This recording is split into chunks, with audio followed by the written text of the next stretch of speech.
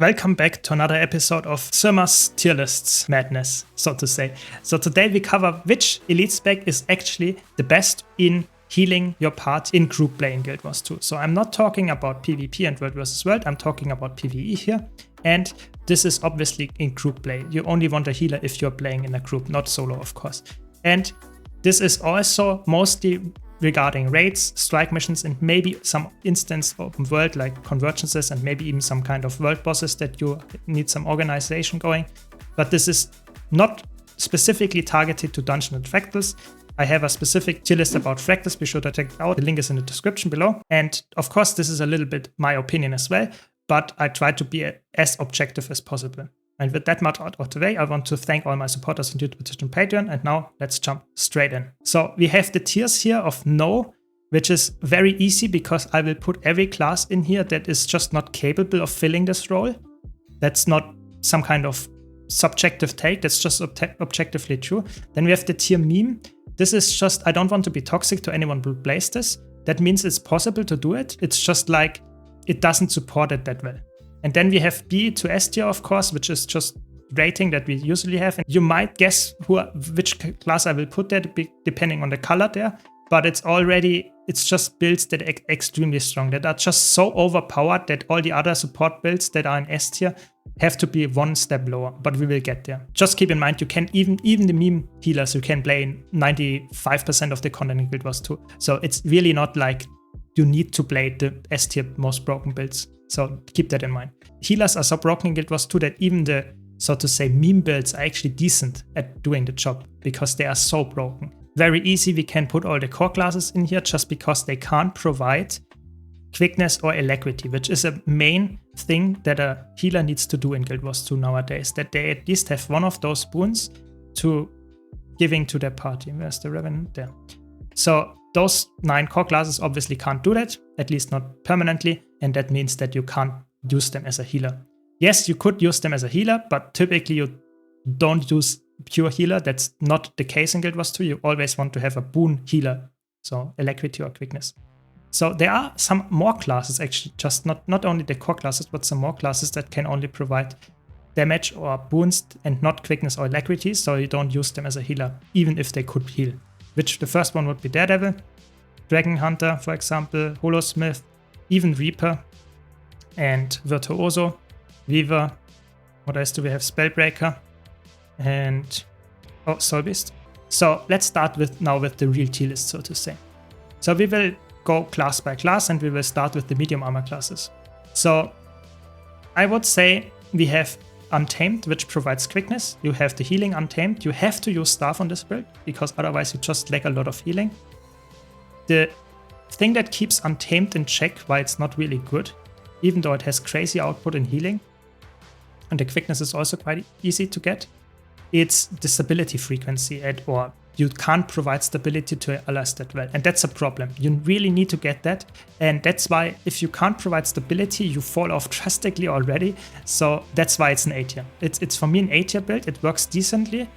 It has decent support, but it's a little bit gimmicky if you don't have stability, and therefore in some fights you need stability. It's impossible to play this build, just straight up, because you really can't provide it, or at least not that reliably.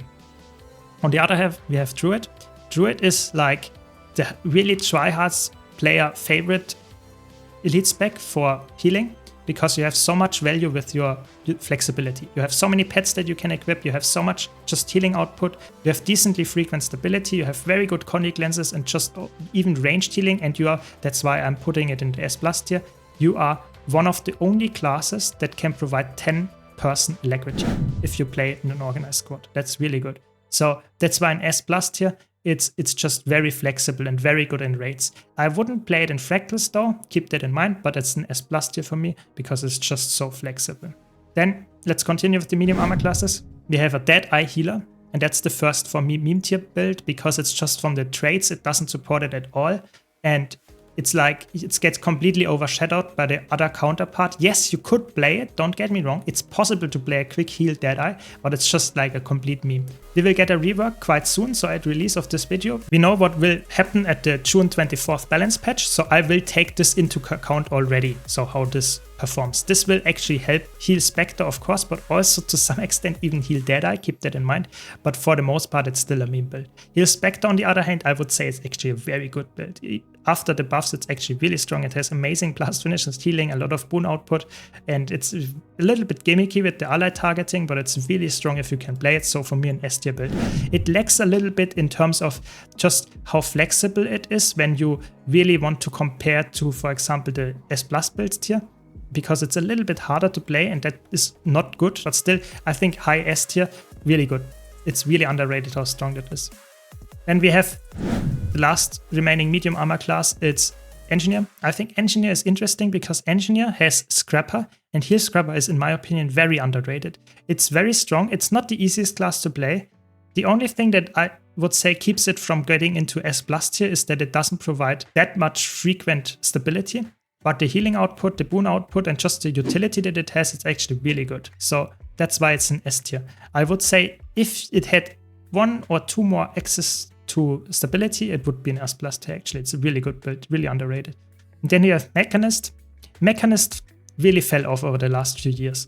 It was really crazy good, but now I would say I might be a bit biased because I know how good it once was, but still for me it feels like it's the stability access and even the alacrity access is a little bit annoying if you have to do mechanics and your pet runs off sometimes, and if you once missed the stability, it's really annoying because you can't provide it that easily to your party, and it's just not as frequent.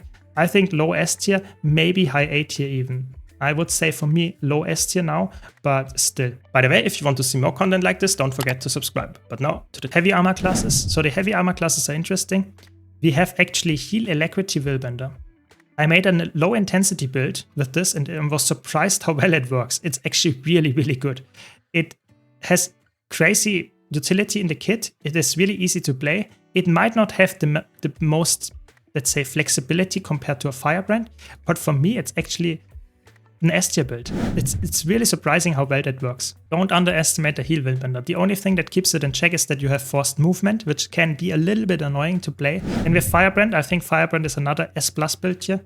Only if you play it well though. It's the positioning matters a lot. You have to know all your buttons and what your tomes do. So overall, it's a very hard build to play, but if you know what you're doing, it's very good. If you don't know what you're doing, it falls off in B tier. Keep that in mind. It's actually really bad if you don't have it, so to say, in a high level of skill. But if you do, it's a really good. Crazy flexibility, reflect, stability, healing output, Condi cleanse, everything is in the kit. It's really, really good. And you have most of that even baseline, so you don't have to switch your utility skills that much, which is crazy because you can do that. Guardian utility skills are really good, so really good build. Revenant is interesting because Revenant has the baseline problem. It doesn't matter which elite spec you're looking at, that it's not as flexible as other classes because you are locked into your legends. This is really true, for example, for Renegade. That's why I put Renegade, even with the buffs to it, with the upcoming balance patch, into A tier. Probably B tier, because it's actually, it lacks the just flexibility and just the usefulness in the traits as well. So that's why it's in B tier. You can make it work. Maybe I'm a little bit too harsh and put maybe an A tier, but I feel like it's very gimmicky. It's not, typically you wouldn't run that. Why would you run it? There are so many better alacrity healers out there. It's crazy. And that's what we talk about now. Vindicator gets alacrity access, and I think Vindicator is just straight up better alacriity healer than Renegade when it gets it with the dodge. So for me, it's an S tier build. You could make the argument to put it in S plus tier on some fights, but I would say the flexibility that it lacks in terms of legend swapping and stuff, and that you don't have just very easy swappable different skills on your utility bar because you're locked into a legend, makes it only an S tier in my opinion. But with the dodge and stuff, it's very easy to actually upkeep alacrity. It's really crazy how much healing you have to put out, especially with Ventari, where you have actually decent uptime of reflect or deflect as well. It's actually really good. So S tier for sure. And then we have Herald. Herald got nerfed a bit, and it's just like, typically Herald is like, it has crazy good healing output, passive healing especially, but why would you take it? I feel like it lacks a little bit of the flexibility and just the uniqueness why you would take a quickness heal Herald. It's just, it feels a little bit weak. So that's why I put it in A tier. It's it does its job decently, don't get me wrong, but it feels like it's a little bit like, why would you take a Quickness Herald? What's the reason for it? It's maybe the boon extension and the passive healing, but there are other classes that actually have decent passive healing as well and have better flexibility and just usefulness. So I would put it in A tier. It's better than definitely Renegade, I would say, but it's still not broken. And then we have Warrior, which is interesting because that's the only class where I would say that there is not a clear dedicated healing build out there. That is like the class itself is made for that or a spec. But we have Berserker. Berserker has a dedicated healing meta build, so to say, but it's not a build that you would pick in all scenarios. I would say it's underrated how good it is. That's why I put it in S tier, because it's actually really good. It has decent healing, decent Condic Lens, decent boon uptime. It needs a target, but it's really fun to play, and it's quite flexible as well in what it does. But it's not as broken as the S plus builds, and I would also say it's low S tier for me because it's just it feels a little bit like, why would you pick that if you had the other healers? They are just probably better.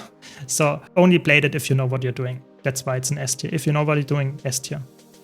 And then we have Healing Bladestone. Yes, you can blade it, and it's not even a meme, to be honest, but it's B tier for me. It's like, it's too weak to actually be played in most scenarios. And even, don't get me wrong, you can of course play all the builds here and be in meme tier even, but this is worse than Berserker, I would say, and it's like not made for it. It's not made for a healer.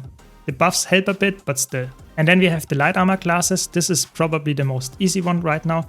We have absolutely insane Chronomancer. That's why the thing is in S plus tier, why it's this color. Chronomancer, in my opinion, the best support right now. It's very flexible in what it can do. Insane. It fills everything, and perma stability. It's probably the best stability provider in the game, and very frequent CC if you wanted to. You have boon removal in the kit if you want. You have crazy boon uptime. You have crazy healing. You have just everything in one class. It's insane. You can even provide quickness or alacrity. That's just even better on top. So best class as a healer right now, I would say. And then we have Mirage. Mirage is interesting. You now can play with the new balance patch, actually healing Mirage. I'm not sure how good it is. We have to test it, so please take that with some kind of grain of salt, and that's some kind of asterisk here where I put it. It's not completely sure how well it works, but I would actually say healing Mirage probably in A tier. It's decent how it does. Maybe if it works actually very well, maybe even an S tier. Depends a bit, so keep that in mind where I put it here. It's a little bit like, depends on how it performs, how the numbers change. But I think actually it might look decent with a rival, maybe even to spam the ambush there. And then we have Necromancer. We have Heal Harbinger. Yeah, people played it, and some people at least. It's just your traits don't support it at all and your utility skills. So it's like, I think it's a meme, but it's actually a decent meme. So it's in comparison to Heal Deadeye, it's actually a build that works. So keep that in mind. I would say maybe B tier, but with the buffs to staff in particular, I think that's actually helping it. Yeah, B tier for me, but has some kind of meme attached to it as well. And then we have Heal Scourge. It get nerfed with the transfusion chains, but it get also buffed because of the staff rework. So I think both, this is the same change, obviously. And I feel like it's a nerf in some regard and it's a buff in another regard. It makes the class more homogeneous to other healers, but it loses the utility that you had with the Mercy Rune and the just resurrection power with transfusion, even without the teleporting. So I feel like it's a very good build, maybe even an S plus tier build after the patch, but it's the lowest of those for sure.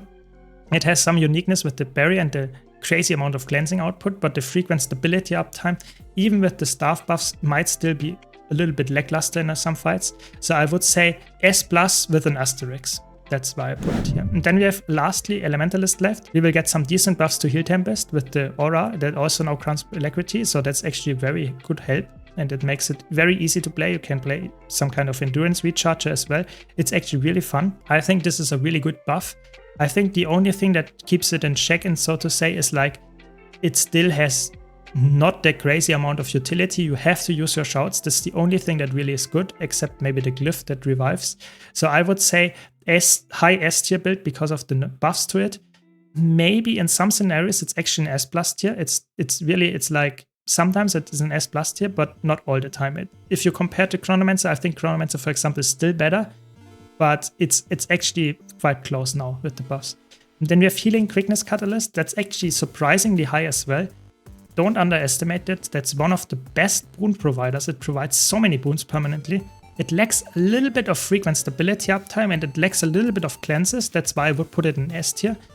But it has crazy amount of healing output passively and also decent burst healing and just a lot of flexibility with the staff skills on top with CC. But it lacks the flexible utilities and that's why it's just needs some help there. It's decent with the 3 that you can take, but you can't swap them more for the most part. That's why it's an S tier, I would say. So overall, you can clearly see healers absolutely broken, most of them in S plus or S tier. Some healers are actually decent, but most of them are not usable at all or absolutely broken.